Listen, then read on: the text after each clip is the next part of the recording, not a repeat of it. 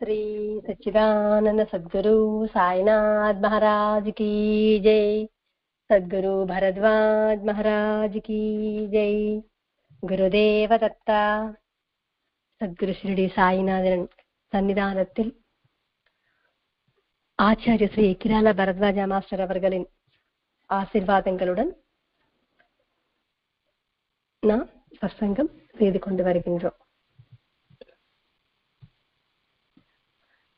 நாம் பார்க்கின்ற இந்த சாய் திருவிளையாடல் கிரந்தத்தில் நாம் படிச்சிருக்கோம் நிறைய பக்தர்கள் பத்தி. அவர்கள் வாழ்ந்த வாழ்க்கையில் நாம் என்ன கத்துக்கொண்டோம்? ஒவ்வொருத்தருக்கும் ஒவ்வொரு மாதிரியான லீலைகள் செய்திருப்பார் பாபா. நம்முடைய நினைப்பு என்னன்னா, அது ஒரு லீலை ரேகைக்கு பண்ணா அது ரேகைக்கு, தாசகனுக்கு பண்ணா தாசகனுக்கு, புரந்தரைக்கு பண்ணா புரந்தரைக்கு. பாபா சொல்லியிருக்காரு ஏதோ ஏதோ ஒரு விஷயம் அவருக்கு அப்படின்னு நம்ம என்ன பண்றோம்னா ஸ்கிப் பண்ணிடுறோம். இதுவும் நம்ம வாழ்க்கைக்கு இணைத்து கொள்ளாம என்ன பண்றோம்னா அப்படியே ஸ்கிப் பண்ணிடுறோம். ஆனா பாபாக்கு கேசரி பிடிக்கும் அப்படின்னா உடனே நம்மளும் என்ன பண்றோம், ரவா கேசரி பண்ணிட்டு பாபாக்கு நைவேத்தியம் படைக்கிறோம். இது மட்டும் நம்ம செய்யறோம். ஆனா அந்த பக்தர்களுக்கு சொன்ன ஒவ்வொரு வார்த்தையாக இருக்கட்டும், இப்படி நடந்துக்கணும் அப்படி நடந்துக்கணும்னு சொல்வதாக இருக்கட்டும், நம்ம எதுவுமே நம்முடைய வாழ்க்கைக்கு எடுத்துக்க மாட்டோம். இது எடுக்கும்போது பிரசாதம் செய்யும் போது இதை கூட நம்ம எடுத்துக்கணுமா வேண்டாமா? இது எப்ப நமக்கு தெரியும்னா இந்த சத்சங்கமே இல்லைன்னா இது எதுவுமே நமக்கு தெரியாது. காலம் மாறிடுச்சுங்க, இதெல்லாம் நம்மளால பண்ண முடியாது அப்படின்னு நிறைய பேர் சொல்லிருக்கலாம். சொல்றவங்களும் இருக்காங்க. காலம் எப்பவாவது மாறி இருக்கா? மழை பெய்வதாக இருக்கட்டும், வெயில் வருவதாக இருக்கட்டும், சூரியன் உதிப்பதும் மறைவதும், சந்திரன் உதிப்பதும் மறைவதும், எந்த காலத்திலும் இதில் மாற்றம் இல்லை. யாரில் மாற்றம் இருக்குன்னா மனிதர்களுக்குள்ள இதான் மாற்றம் இருக்கு. இதை நான் தெரிஞ்சுக்கணும். இன்னைக்கு நம்ம ரேகைய பத்தி தெரிஞ்சுக்க போறோம். ரேகை இண்டோர்ல ஹைகோர்ட்ல ஜட்ஜியாக இருந்து பணிபுரிந்து ரிட்டையர் ஆனவர் தான் ரேகை. இவர் தன்னுடைய குழந்தை பருவத்திலிருந்தே உபநயனம் முடிந்த பிறகு சந்தியாவந்தனம், காயத்ரி ஜபம் ரொம்ப நிஷ்டையாக செய்து கொண்டு இருந்தார். ஒரு தீவிரமான ஆன்மீக சிந்தனை கொண்டவர். சந்தியாவந்தனம் நம்முடைய நினைப்பு என்னன்னா, சந்தியாவந்தனம் சில பேர் தான் செய்யணும், அதை நாம் செய்யக்கூடாது அப்படின்னு நாம செய்ய மாட்டோம். ஆனா நாம் நம்புகின்ற சாயிநாதர் நமக்கு சந்தியாவந்தனத்தை செய்வதற்கு ஒரு வழியை கொடுத்திருக்கார். அது என்னன்னா ஆரத்தி. சந்தியாவந்தனம் 3 வேளையில் செய்வாங்க. ஆனால் ஆரத்தி 4 முறை நாம் செய்வோம். இதில் எந்த விதமான கட்டுப்பாட்டோ எதுவுமே இல்லை, யார் வேணா செய்யலாம். ரேகே எப்படி ஆன்மீக சிந்தனை கொண்டவர் அப்படின்னா, அந்த காலத்தில் கேலண்டர் வச்சிருப்பாங்க. இவருக்கு 21 வயசு தான். இவரு 21 வயசுலயே இவருக்கு ரொம்ப ஆன்மீக சிந்தனை இருந்தது. இவர் எப்படி கடவுளை வணங்குவார் அப்படின்னா, துருவ நாராயண ஒரு படம் இருக்கு. அந்த படத்தில் துருவன் போல் இவரை பாவனை செய்து நாராயணனை வழிபடுவார். துருவன் யாருன்னா, தன்னுடைய தந்தையின் மடிமேல் உட்கார்வதற்கு போகும்போது தன்னுடைய தந்தை அனுமதிக்க மாட்டார் உட்காரத்துக்கு. அப்ப தன்னுடைய அம்மா என்ன சொல்வாங்கன்னா, நீ நாராயணனை பூஜை செய், அவரை கேளு, அவரை கேட்டா என்ன வேணா கொடுப்பாரு அப்படின்னு சொன்ன உடனே இவர் அரண்யத்துக்குள்ள போயிடுவாரு. எப்படி இருக்கும்? காடு, மிருகங்கள் இருக்கும், விஷ சர்ப்பங்கள் இருக்கும், எல்லாமே இருக்கும். ஒரு பயம் இல்லாம, ஏன்னா சின்ன பையன் இல்லையா, அதனால எந்த பயமும் இல்ல அவருக்கு. நாரதர் சொல்வாரு, இங்க நிறைய மிருகங்கள் இருக்கு, தீங்கு செய்கின்ற நிறைய பூச்சிகள் இருக்கு, விஷ சர்ப்பங்கள் இருக்கு அப்படின்னு சொல்லும் போது எனக்கு எந்த விதமான பயமும் இல்லை அப்படின்னு நாராயணனை நாடி செல்பவர் தான் துருவர். ரேகே அவரை அந்த படத்தில் துருவனாக தன்னை பாவனை செய்து நாராயணனை வழிபடுகின்ற மாதிரி எண்ணி வணங்குவார். இவர் 15 நிமிடங்கள் அந்த விஷ்ணுமூர்த்தியை தியானத்தில் வைத்துக் கொள்வ திறமை கொண்டவர். 15 நிமிடங்கள் அப்படின்னா எவ்வளவு நேரம் பாருங்க. நமக்கு ஒரு செகண்ட் கூட நாமஸ்மரணம், ஒரு 5 நாமஸ்மரணம் சாயிராம் அப்படின்றது ஒரு 5 முறை நம்ம செய்தாலே டைவர்ட் ஆயிடும், எடுத்துடுவோம். ஏன்னா சசங்கத்துல சொல்லிருப்பாங்க, சமையல் பண்ணும்போது நாமஸ்மரணம் செய்து கொண்டே செய்யுங்க அப்படின்ட்டு. ட்ரை பண்ணிருக்கேன், 2 தான், அதுக்கு மேல வராது. இதுல உப்பு போட்டிருக்கேனா காரம் போட்டிருக்கேனா மறந்துடுவேன். இதுதான் நம்முடைய நிலைமை. அவர் 15 நிமிடங்கள் அப்படின்னா இப்பேற்பட்ட சாதனை கொண்டவர். 1910ஆம் ஆண்டு இவருக்கு 21 வயசு. ஒரு நாள் 3 கனவுகள் வந்தது. அந்த 3 கனவுகள்ல ஃபர்ஸ்ட் கனவு என்னன்னா, ஆகாயத்தில் நாராயணன் பறக்கின்ற மாதிரி ஒரு கனவு. நெக்ஸ்ட் இவருக்கு ரேகைக்கு சாயை காட்டி இவரை தான் நீ நாட வேண்டும், இவரை தான் நீ வணங்க வேண்டும் அப்படின்னு சொல்லியிருப்பார். 3வது கனவுல ஷிரடியை தரிசிப்பார். தரிசித்த உடனே பாபா ரேகைவை ஆலிங்கனம் செய்து கொள்ற மாதிரி ஒரு கனவு. சரி, இங்க டவுட் வரலாம், நாராயணன் கடவுள் தானே, ஏன் அவர் சாயை காட்டினாரு, அவரை நாடணும் அப்படின்னு சொன்னாரு அப்படின்னா, தேவதர்கள் கடவுள்கள் எந்த கடவுளாக இருந்தாலும், சிவன், நாராயணன், பிரம்மா, யார வேணா எடுத்துக்கோங்க, அவங்கள வணங்கி தவம் புரிந்த ஹிரண்யகஸ்பன், ஹிரண்யாக்ஷன், ராவணன் போன்றவர்களுக்கு அவங்க தவம் பண்ண உடனே அவங்க என்ன கேட்டாங்களோ அந்த வரத்தை கொடுத்துருவாங்க. இது நல்லதா கெட்டதா, அவங்களுக்கு நல்லதா கெட்டதா, இதனால் என்ன நடக்கும் என்று ஒரு பொதுவும் யோசிக்காம கொடுத்துருவாங்க. ஆனா சத்குரு அப்படின்றவர் நம்ம என்ன கேட்டாலும் நம்ம எப்படி கேட்போம், நமக்கு என்ன இஷ்டமாக இருக்கோ அதுதான் நம்ம கேட்போம். ஆனா அவர் நமக்கு என்ன தருவார் அப்படின்னா, நமக்கு இஷ்டமானது அவர் கொடுக்கவே மாட்டார். நமக்கு எது நல்லதோ அதுதான் நமக்கு கொடுப்பார்.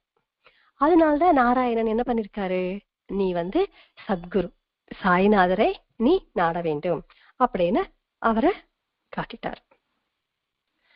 சரி, கொஞ்ச நாள் கழிச்சு ரேகை என்ன பண்ணிருக்காருன்னா ஷிரடிக்கு போயிருக்காரு. இவருக்கு ஏன்னா இவர் கடவுளான நாராயணனை வணங்குபவர். இவருக்கு ஒரு சின்ன சந்தேகம், இவர் மனிதர் தானே, இவரையே நம்ம கும்பிட்டோம், இவரையே நம்ம நாடணும் அப்படின்ட்டு. சரி, அவர் சொன்னாரே அப்படின்னு நம்பிக்கையோடு ஷிரடிக்கு போவார். போன உடனே அங்க நிறைய பேர் இருக்காங்க பாபா கிட்ட. எல்லாரும் சாஷ்டாங்கமா வணங்குறாங்க. எல்லாரும் வணங்கும் போது, இப்ப நம்ம ஒரு கோவிலுக்கு போறோம், எல்லாரும் சாஷ்டாங்கமா நமஸ்காரம் பண்ணிட்டே இருப்பாங்க. நம்ம மட்டும் அமைதியா நின்னா நம்மள பார்க்க மாட்டாங்க. எல்லாரும் எதுக்குதான் இவன் வந்தான்னு தெரியலையே, எதுக்கு நிக்கிறான், எல்லாரும் கும்பிடுறாங்கல்ல, இவனும் கும்பிட வேண்டியதானே அப்படின்னு நினைப்பாங்கல்ல. அதனால என்ன பண்ணிருக்காரு அப்படின்னா ரேகே, சரி நம்மளும் கும்பிடலாம் அப்படின்ட்டு சாஷ்டாங்கமா கும்பிடுறாரு. கும்பிட உடனே பாபா என்ன சொல்றாருன்னா, என்ன நீ மனிதனான என்ன கும்பிடுறியே அப்படின்னு சொன்ன உடனே இவருக்கு ஒரே ஆச்சரியம். இது நான் இதயத்துக்குள்ள நான் நினைச்சது, இது பாபாக்கு எப்படி தெரியும்? அந்த வார்த்தை அவருக்கு எப்படின்னா, ஈட்டியால நம்ம இதயத்தை குத்துனா எவ்வளவு வலிக்கும், அந்த மாதிரி ஒரு உணர்வு ரேகைக்கு. அப்படின்னா கடவுள் எங்க இருக்காரு? நம்முடைய இதயத்துக்குள்ள இருக்காரு. நம்ம என்ன நினைத்தாலும் கண்டிப்பா அவருக்கு தெரியும். அந்த உணர்வை ஃபர்ஸ்ட் பாபா என்ன அவருக்கு உணர்த்துறாரு, நான் உன்னுடைய இதயத்துக்குள்ள இருக்கேன் அப்படின்ட்டு. இவருக்கு சம்சயம் இருக்கு இல்லையா, அதெல்லாம் என்ன பண்ணிருக்காருன்னா ஒண்ணும் பண்ணாம அமைதியா பாபா இருக்காரு. இவருக்கு ஒண்ணு மட்டும் கிளாரிஃபை ஆயிடுச்சு, இவர் மனிதர் கிடையாது, ஒரு மகான் அப்படின்னு ஒரு நம்பிக்கை இருந்தது. அந்த சந்தேகமும் போயிடுச்சு. அப்புறம் எல்லாரும் கிளம்பிட்டாங்க. சரி, இவரும் அங்கிருந்து கிளம்பணும். பாபா எல்லாரும் போனதுக்கு அப்புறம் பாபா என்ன சொல்லிருக்காருன்னா, நீ ராதா கிருஷ்ணா வீட்டுக்கு போயிட்டு அங்க இரு அப்படின்னு சொன்ன உடனே இவரும் கிளம்பிட்டார். ஆனா போனாலும் ஒரே மனசு ஒரு நிலையில இல்ல. கனவுல என்ன ஆலிங்கனம் பண்ணாரே, இப்ப எதுவுமே பண்ணலையே, என்ன சீடராக ஏத்துக்கவே இல்லையே அப்படின்ற ஒரு சந்தேகம். சத்குரு அப்படின்றவர் எப்படி இருப்பாங்கன்னா, அவருடைய அனுகிரகமாக இருக்கட்டும், அன்பாக இருக்கட்டும், எல்லார் மேலையும் ஒரே மாதிரிதான் இருக்கும். ஆனா அவர்களின் எண்ணத்து போலதான் சத்குருவோட அனுகிரகமாக இருக்கட்டும், அன்பாக இருக்கட்டும் அவர்களுக்கு வரும். இப்ப சூரியன் மேகத்தால மூடி இருக்குன்னு வச்சுக்கோங்க, நமக்கு சூரியன் தெரியுமா? தெரியாது. அந்த மேகங்கள் எல்லாமே அகற்ற பிறகு நமக்கு சூரியன் பளிச்சம் தெரியும்.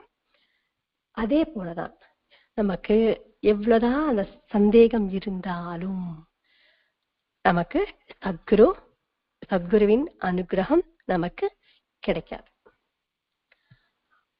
அவர்களின் அனுகிரகம் எப்பேற்பட்டது அப்படின்னா, சூரியன் ஒளி எல்லா மேலையும் ஒரே மாதிரிதான் படும், கல்லு மேலையும் ஒரே மாதிரிதான் படும், மிரர் மேலையும் ஒரே மாதிரிதான் படும், தண்ணி மேலையும் ரோடு மேலையும் ஒரே மாதிரிதான் வரும். ஆனா அந்த ரிஃப்ளெக்ட்ன்றது கண்ணாடி மேல எப்படி ரிஃப்ளெக்ட் ஆகும்? பளிச்சனே ரிஃப்ளெக்ட் ஆகும். கல்லு மேல பட்டா அது வேஸ்ட். அதே போலதான் நம்முடைய இதயம் எப்படி இருக்கணும் அப்படின்னா வெளிச்சமாக நிர்மலமாக இருந்தார். கண்டிப்பா அவர்களின் அனுகிரகம் நமக்கு கிடைக்கும். கல்லு மாதிரி இருந்துச்சுன்னா எதுவும் நமக்கு கிடைக்காது. மழை வரும். மழை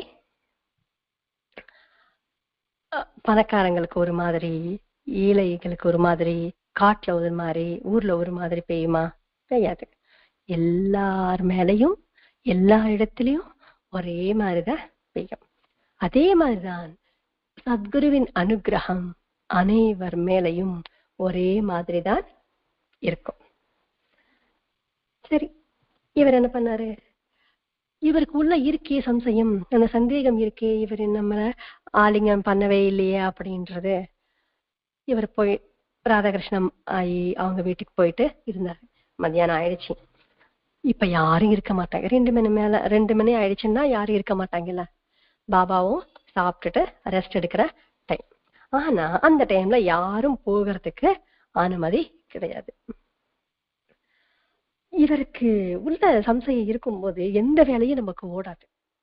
நமக்கும் அப்படிதான். ஏதாவது ஒரு மனசுல ஒரு சஞ்சலம் இருந்துச்சுன்னு வச்சுக்கோங்களேன், நம்ம எந்த வேலையும் செய்ய மாட்டோம். அந்த அந்த அந்த சஞ்சலம் நீங்கின பிறகு, அந்த சந்தேகம் தீர்ந்த பிறகு வேலை ஆட்டோமேட்டிக்கா நடக்கும். அதே போலதான் இவருக்குள்ள உள்ள அப்படியே இருக்கு. அதனால என்ன பண்ணாருன்னா, சரி இப்ப போலாம் அப்படின்ட்டு கிளம்புறாரு. பக்கத்துல இருக்கிறவங்க எல்லாம் இப்ப எல்லாம் பாபாவை போய் பார்க்க முடியாது, போனா நமக்கு கெடுதல் நடக்கும், அவர் அடிக்கிறதுக்கும் சான்சஸ் இருக்கு, அவரோட தலையும் நல்லா அடிச்சிருவாரு அப்படின்னு எல்லாரும் சொல்றாங்க. ஆனா இவருக்கு என்னன்னா, என்ன வேணா நடக்கட்டும், ஆனா என்னுடைய சந்தேகம் தீரணும், கனவுல நடக்கிற மாதிரி என்ன அவரு கட்டி அணைக்கணும் அப்படின்ற ஒரே ஒரு எண்ணத்தோடு அங்க மசீதுக்கு போறாரு. அங்க போய் நின்ன உடனே, கொஞ்சம் தூரத்துல நின்ன உடனே பாபா என்ன பண்றாருன்னா, ஒரு சைகையில் கிட்டவா அப்படின்னு கூப்பிடுறாரு. போன உடனே என்ன பண்றாரு, அணைக்கிறாரு, கட்டி பிடித்து அணைக்கிறாரு.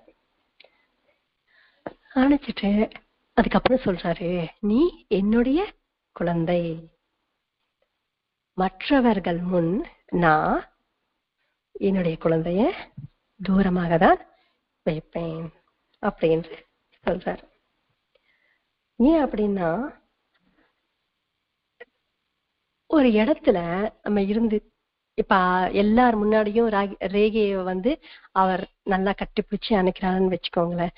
பக்கத்துல இருக்கிறவங்களுக்கு எல்லாருக்கும் என்ன வரும், என்ன பாபா வேற்றுமை பாக்குறாரு, அவரை மட்டும் கிட்ட கூப்பிட்டு அணைக்கிறாரு, நல்லா பேசுறாரு, என்னோட குழந்தை அப்படின்றாரு, அப்ப நாங்க எல்லாம் இல்லையா, ஏன் இப்படி பண்றாரு அப்படின்னு சந்தேகம் வருமா இல்லையா?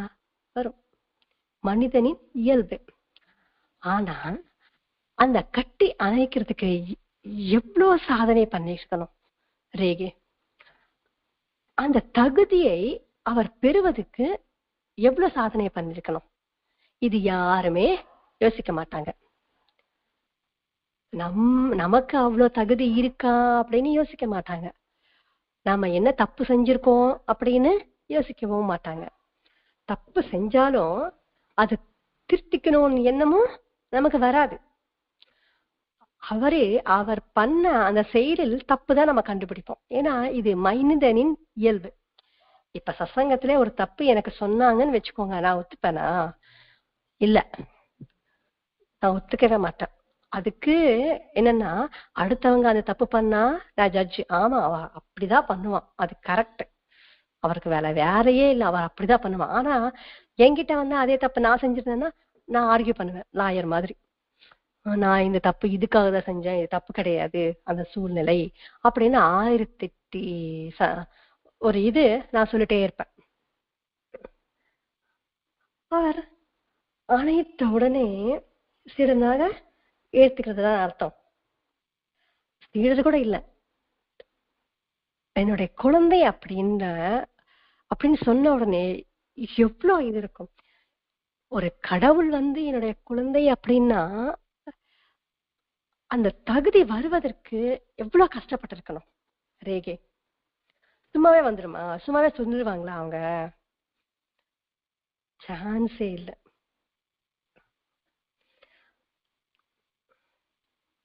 இது சொன்ன உடனே ரேகைக்கு அவரின் அன்பு அப்பதான் புரியுது.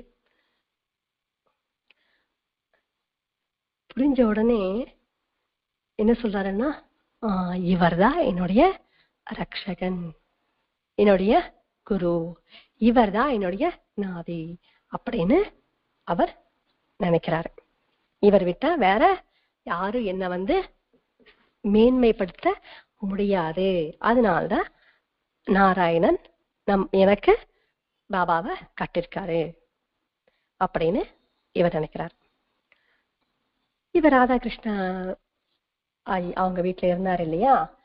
ராதாகிருஷ்ணா எப்பேற்பட்டவன் அப்படின்னா, இவர் எப்பவுமே நாம ஜபம் செய்து கொண்டே வேலை செய்பவர். எல்லா வேலையிலும் கடவுளை காண்பவர். அந்த அம்மா கிட்ட ரேகைவை அனுப்புறாரு. எதுக்கு அனுப்புறாருன்னா சத்சாங்கத்தியம். அந்த சத்சாங்கத்தியம் நமக்கு தெரியாமலேயே நமக்குள்ள நிறைய மாற்றங்கள் வரும். சத்சாங்கத்தில் நம்ம இருந்தா கண்டிப்பா நமக்குள்ள நிறைய மாற்றங்கள் வரும். நம்ம புரிஞ்சுக்கணும். அதனால்தான் பாபா அந்த அம்மா கிட்ட அனுப்பியிருக்காரு. நான் மேன்மை அடையணும் அப்படின்னா கண்டிப்பா சத்சாங்கத்தியம் வேணும்.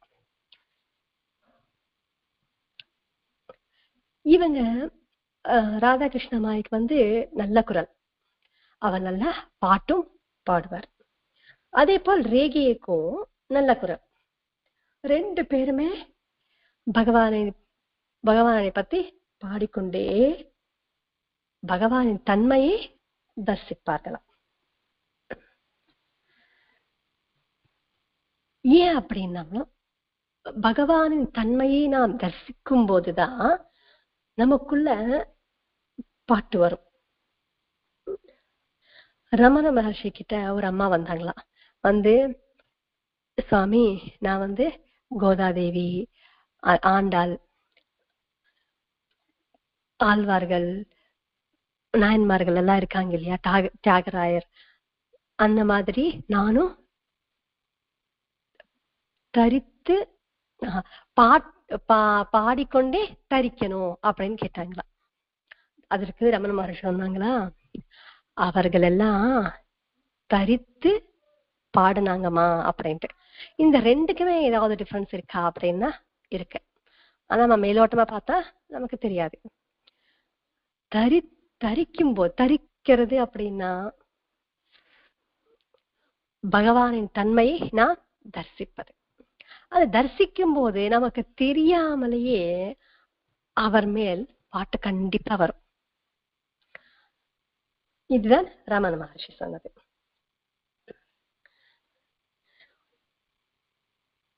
ஒரு வாட்டி ராதாகிருஷ்ண அம்மாய் வீட்டுல இருந்து ரேகேவை கூப்பிட சொல்வாரு பாபா. வந்த உடனே பக்கத்துல உட்கார வச்சுட்டு, என்னுடைய கஜானாவின் சாவி உன் கையில் இருக்கு. உனக்கு மாதத்திற்கு 5 ரூபாய் வேணுமா, 100 ரூபாய் வேணுமா, இல்லைன்னா வேற ஏதாவது வேணுமா, எது வேணா நீ கேளு அப்படின்னு பாபா கேட்கிறாரு. என்ன கேட்டாலும் நான் உனக்கு தந்துடுறேன் அப்படின்னு சொன்ன உடனே, இவர் சாதனை செய்தவர் இல்லையா, அதனால இவருக்கு உடனே தோணுச்சு என்னன்னா பாபா என்ன டெஸ்ட் பண்றாரு அப்படின்ட்டு.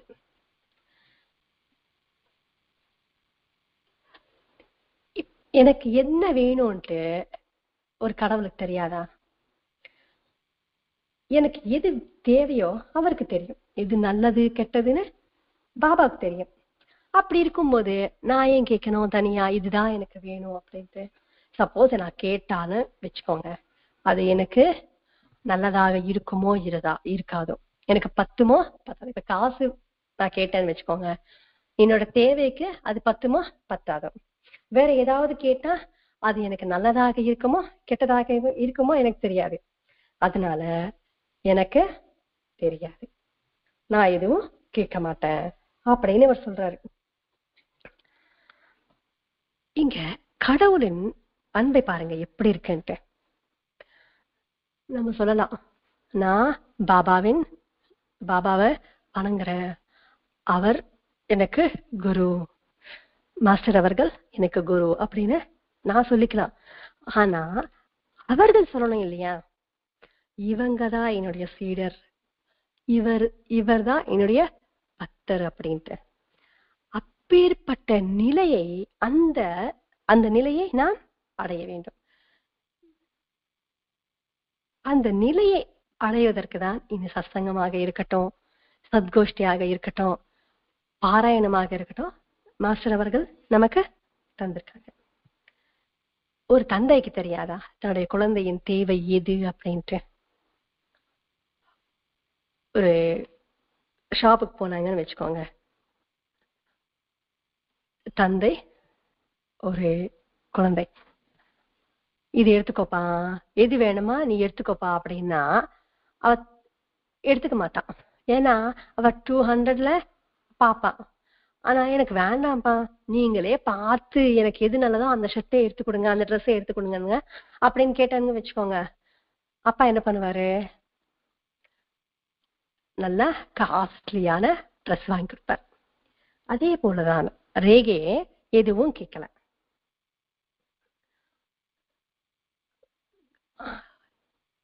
அந்த கெஞ்சிரார பாபா, இல்ல உனக்கு என்ன வேணா தரணும், நீ என்ன வேணா கேளு அப்படின்னு ரொம்ப கெஞ்சிறாரு.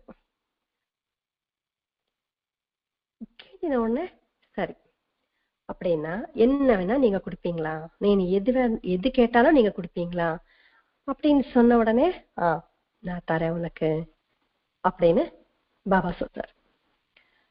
அப்படின்னா இந்த ஜென்மத்திலும் இனிமே வருகின்ற பிறவிகளும்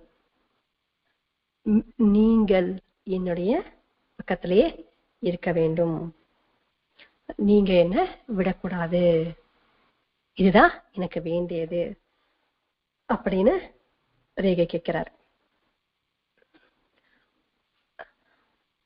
ஒரு கடவுளே நம்ம கிட்ட என்ன வேணும் நீ கேளு அப்படின்னு கேட்கிறாரு அப்படின்னா அதுக்கு அவருக்கு எவ்வளவு தகுதி இருக்கணும்.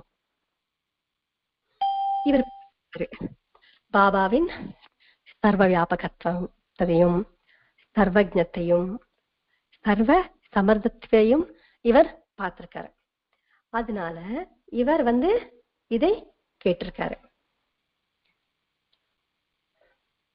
இது கேட்ட உடனே பாபா தோலை தட்டி, சரி நான் எப்பவுமே உன்னுடைய அருகில், உனக்குள்ள, உன் வெளியிலும் நான் இருப்பேன் அப்படின்னு சொல்லியிருக்கார்.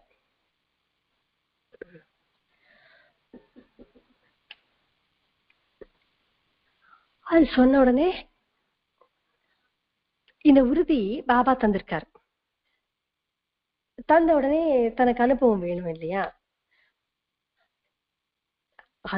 அதையும் பாபா நிறைய லீலைகள் ரூபத்தில் ரேகைக்கு தந்திருக்காரு. இப்ப உன்னுடைய அருகில் அப்படின்றாரு, உனக்குள் அப்படின்றாரு, உன்னுடைய வெளியில் அப்படின்றாரு. அப்படின்னா என்ன, பாபா பக்கத்திலேயே இருக்காரா, பாபா உள்ள இருக்காரா, பாபா வெளியில் இருக்காரான்னா இல்ல. பாபா என்ன என்ற ஞானம், சர்வ வியாபகத்துவம், சர்வஜத்துவம், சர்வ சமர்த்தத்துவம். அவர் எங்கேயும் இருக்காரு, எல்லா ரூபத்திலும் இருக்கார். ரேகே அனைத்து ரூபங்களிலும் பாபாவை பார்ப்பதுதான் அவர் சொன்னது. பாபா உள்ள இருக்காரு, நம்ம இதயத்துக்குள் இருக்காருன்றது ஃபர்ஸ்டே அவருக்கு தெரிஞ்சிருச்சு. வெளியில் இருக்கார், உன் பக்கத்திலேயே இருக்கார் அப்படின்னா நமக்கு தெரியாமல் ஏதாவது தப்பு செஞ்சாலும் நமக்குள்ள இருக்கின்ற பாபா அப்படின்னா ஞானம், அந்த ஞானம் என்ன பண்ணும்னா அந்த தப்பை பண்ணாம தடுக்கும். இதுதான் பாபா சொன்னது. இதற்கு என்ன வேணும் அப்படின்னா நிஷ்டா, சபோரி ரெண்டுமே இருந்தா கண்டிப்பா நமக்கு தெரியும். இப்ப சைக்கிள் கத்துக்கும் போது அப்பா என்ன பண்ணுவாரு, பின்னாடியே பிடிச்சிட்டு நீ ஓட்டுப்பா, நான் பின்னாடியே பிடிச்சிட்டே இருப்பேன் அப்படின்னு சொல்லுவாரு இல்லையா?